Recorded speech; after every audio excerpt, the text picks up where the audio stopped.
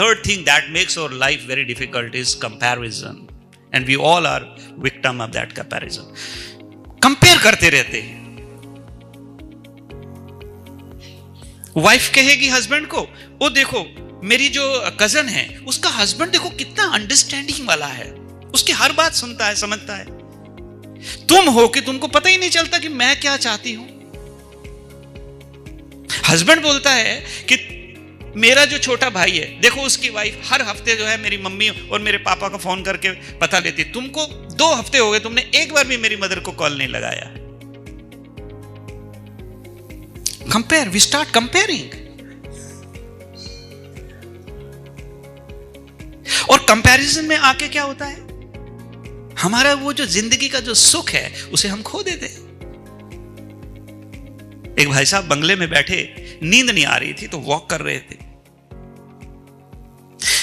Walk करते करते 12:30 बजे नीचे फुटपाथ पे ध्यान गया तो देखा कि एक आदमी फुटपाथ पे सोया है.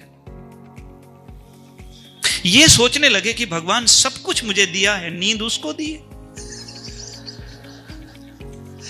अच्छा आलम देखो कि ये झोंपड़ी वाला है जो नीचे फुटपाथ पे जो सोया हुआ था, ये रात को बंगले की तरफ देख रहा था और कह रहा था कि भगवान सारा कुछ वहां दिया, हमको यहां डाल दिया है. इसका मतलब ना बंगले वाला खुश है ना फुटपाथ वाला खुश है. तो खुश कौन है? खुश बस वही है जिसने ईश्वर से जो पाया है उसका ग्रेटिट्यूड है, जैसे सिस्टर यहां पर एक्सप्लेन करने की कोशिश कर रहे थे. Now I ask you one question. आप में से कितने लोग हैं जो ये बिलीव करते हैं कि I am very lucky on this earth planet? हाथ मत उठाना, हाथ उठाने से 2 मिनट रुको. भारतीय हो पता है मेरे को. So we always jump to the conclusion. Think twice. अच्छा जो हाथ उठाएगा फिर मैं उसको स्टेज पे भी बुलाऊंगा. अब हाथ उठाना. बोला पहले बोलना था ना. अच्छा ठीक है. वेल आप में से कौन है जो ये मानता है कि सच में मैं इस धरती पे सबसे ज्यादा लकी हूं? Please raise your hand. 1 minute रुकना बेबी, 1 मिनट रुको. फिर आप यहां आकर प्रूव करना और सबको बताना, क्योंकि इनको पता नहीं ना इसलिए हाथ नहीं उठा पाए बेचारे कि ये लकी क्यों हैं. आप आके बताना कि आप क्यों लकी हैं. नाम लकी होने से नहीं, पर आप लकी क्यों हैं. ठीक है. अभी now you can raise your hand. बहनों में से काशी माता लकी है. एनीवेज, अच्छा भाइयों में कौन है lucky? See the confusion. There is only 2 people in the whole crowd.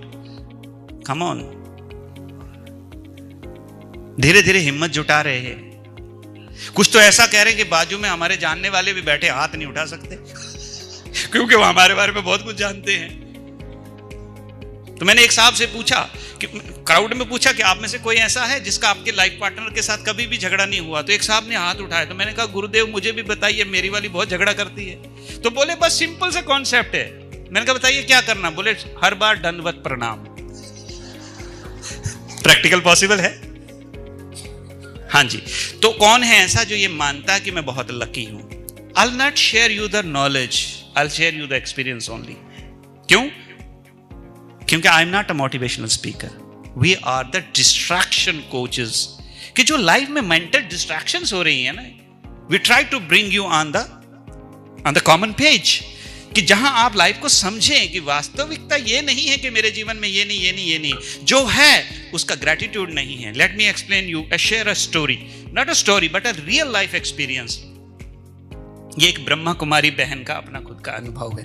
I'll little decorate this story. मैं थोड़ा सा इसको डेकोरेटिव वे में बताऊंगा ताकि आपका जो कैच हो वो बड़ा आसानी से हो पाए.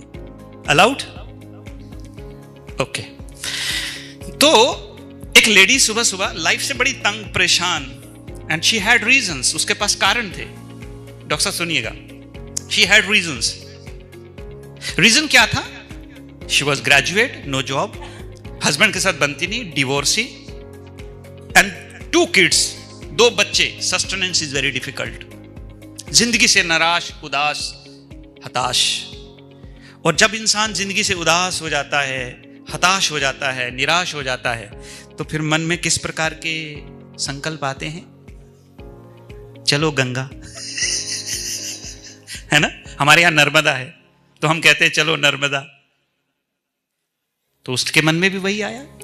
जब चारों तरफ से अंधकार ही अंधकार दिखाई दे तो मन पहली अप्रोच क्या रहती है कि अपने आप को समाप्त कर लो, बहुत स्ट्रगल हो गए, अब इससे ज्यादा हम नहीं कर सकते। She had the same thought in the mind and one morning she decided कि बस आज ओम शांति ही करना है खुद को।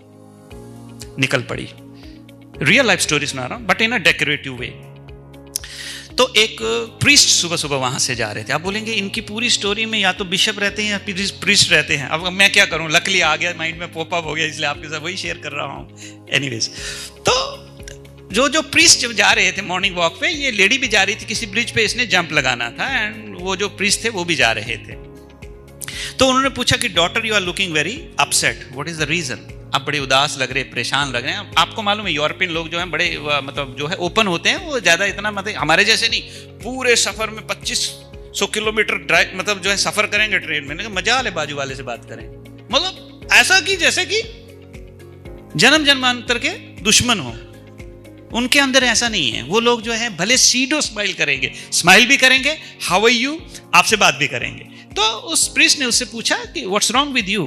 तो उसने अपनी कहानी सुनाई कि पति ने छोड़ दिया, बच्चे भी अपने नहीं हो पाए, ग्रेजुएट हूं, नौकरी भी नहीं है, जिंदगी में भगवान ने कुछ जिंदा रहने जैसा कुछ दिया ही नहीं है। इसलिए मैंने आज सोच लिया कि मैं आज इस जीवन को समाप्त कर लूं। बिशप ने कहा this is very beautiful idea. बोले बहुत अच्छा विचार आया आपके मन में, लेकिन बेटा तुम मरो, इससे पहले मैं तुम्हें कुछ कहना चाहता हूं ताकि तुम्हें मरने के बाद मरना ना पड़े। सिंक हुआ? क्या कहा? कि तुम्हें मरने के बाद मरना ना पड़े। शी गॉट सरप्राइज्ड कि भाई मरने के बाद भी कोई मरना होता है क्या? हमने सोचा हम मर गए, हमारा तो खेल ही खत्म हो गया, सभी झंझटों से मुक्ति। Life is not very difficult, we have made it difficult. Now see the story. तो उसने कहा कि मरने से पहले तुम्हें मैं कुछ कहना चाहता हूं ताकि मरने के बाद तुम्हें वापस मरना ना पड़े। तो उसको थोड़ा क्लिक हुआ कि चलो ठीक है, अभी 35 साल जिंदगी में अपने तरीके से जी लिए, थोड़े इसकी भी सुन लेते हैं, ये क्या कहने वाला है। जैसे मेरे पास लोग आते बोले हमने डिवोर्स लेना ही था, लेकिन हमने सोचा एक बार आपसे मिल भी ले लेते हैं। तो जब आपने पूरी प्लानिंग कर ही ली है तो फिर यहां किस लिए आए हो भाई? बोले सोच रहे कि वह लास्ट में एक बार आपसे मिल ले। अच्छा, एक साहब ने मुझे 8:30 बजे 9:30 बजे कॉल किया किसी चौराहे से, मुझे कहते हैं मैं सुसाइड करने जा रहा हूं, आप मेरे घर वालों का ध्यान रखना। मैंने कहा जब जा ही रहा तो फोन काहे को कर रहा भाई? वैलिडेशन चाहिए क्या? खैर फिर वो आज तो वो बहुत अच्छा जीवन जी रहे हैं anyways by the God grace. तो मैं वो कहानी आपको सुना रहा था कि उन्होंने कहा कि एक काम कर लीजिए, अब मेरी कैंटासा में बैठ जाइए, I'll take you to the church and then फिर जो है आप थोड़ी देर मेरे साथ बात करने के बाद आप फिर जब चाहो तब मर जाओ।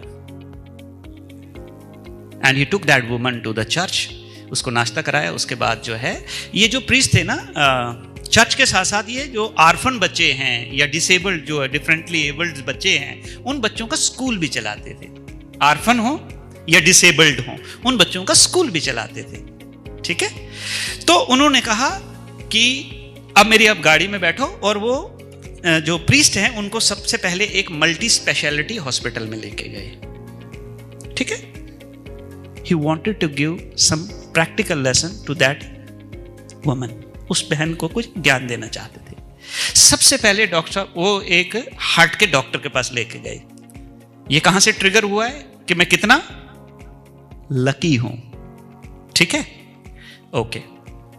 तो सबसे पहले हार्ट के डॉक्टर के पास लेके गए और डॉक्टर साहब को पूरी स्टोरी एक्सप्लेन की कि कल को ये बहन जी जो है ये सुसाइड करने वाली हैं, तो ये जंप लगाएंगी, मछलियां खा जाएंगी, तो मैं चाहता हूं कि इसका हार्ट जो है वो आप निकाल लें और उसको सेल करें और वो पैसे मुझे दें और मैं मेरे आर्पण बच्चों के काम लगाऊं। इसका भी काम हो जाएगा और मेरे बच्चों का भी, है ना, म्यूचुअल अंडरस्टैंडिंग, इमोशनल इंटेलिजेंस, अब उसका भी काम हो जाएगा, हमारा भी काम हो जाएगा। तो डॉक्टर साहब कितने पैसे मिलेंगे? और उसको एक डायरी और पेन दे दिया, बोले you write down whatever you listen, right. तो उन्होंने कहा कि heart is very expensive, let's say 50 lakh. उन्होंने कहा नोट डाउन। फिर उसके बाद जो है आई स्पेशलिस्ट के पास लेके गए। वहां भी सेम स्टोरी है, कल मरने वाली इसकी दोनों आंखें निकाल के हम बेचना चाहते हैं, उससे जो पैसा आएगा आर्फन बच्चे। ऐसे सभी डॉक्टर्स के पास लेते लेते लेते लेते बाद में ये मैडम को कहा कि अभी सम करो कि कल हमको कितना पैसा मिलने वाला है। $214 बिलियन। ये मैं नहीं कह रहा हूं, WHO की 2012 की ह्यूमन बॉडी इवैल्यूएशन रेटिंग है कि इतनी कीमत है हमारे शरीर की, 214,000 US बिलियन डॉलर्स। लेकिन WHO ने बोला ये शरीर तो हम बना लेंगे, लेकिन उसमें आत्मा नहीं डाल सकेंगे हम। बाकी everything will be biologically same but not the soul. अब प्रेस ने उसको कहा कि भगवान ने तुम्हें एक शरीर रूपी खिलौना दिया है खेलने के लिए, जिसकी कीमत है 214 बिलियन डॉलर्स, और तुम कहती हो कि भगवान ने तुम्हें कुछ नहीं दिया। यू मस्ट डाई, तुम्हें मर जाना चाहिए क्योंकि तुम्हें जीने का अधिकार नहीं है। कहानी पूरी नहीं हुई, दूसरा पड़ाव। वो डॉक्टर क्या तुम्हें तुम्हारी कीमत बताएंगे, मैं तुम्हें तुम्हारी आज असली कीमत बताता हूं। WHO नहीं, मैं। सबसे पहले उस औरत को, वो किसी सेंटर पे ब्रह्मा कुमारी है आज की डेट में, टू योर सरप्राइज। मैं कहानी नहीं सुना, मैं सिर्फ थोड़ा डेकोरेटिव वे में सुना रहा हूं आपको। उसने कहा मैं तुम्हें बताता हूं कि तुम्हारी असली कीमत क्या है। तो वो सबसे पहले एक 3 साल या 4 साल के बच्चे के पास लेके गया, जिसकी दोनों आंखें नहीं हैं। बोला इस बच्चे से पूछो कि तेरी आंख की ओरिजिनल कीमत क्या है। डॉक्टर नहीं बताएगा, ये तुम्हें बताएगा। उस बच्चे ने तोतली लैंग्वेज में कहा, जब उससे पूछा कि सबसे लकी इस दुनिया में कौन है, तो उस बच्चे ने कहा इस दुनिया में सबसे लकी वो इंसान है जिसके पास 2 आंखें हैं। यहां कितने हैं जिनके पास नहीं है? हाथ उठाओ। तो फिर रोना किस बात का है? तो किसी ने खूब कहा कि बाबूजी रोते क्यों हो? बोले रोते नहीं, अपनी तो शक्ल ही ऐसी है। तो बोले ऐसे कैसे हो गए? बोले रोते रोते। बीवी ढंग की नहीं, सास ढंग की नहीं, बच्चे ढंग के नहीं, पड़ोसी ढंग के नहीं, बॉस ढंग का नहीं, कुछ ढंग का नहीं। यह है जिंदगी का रोना, which has made your life hell.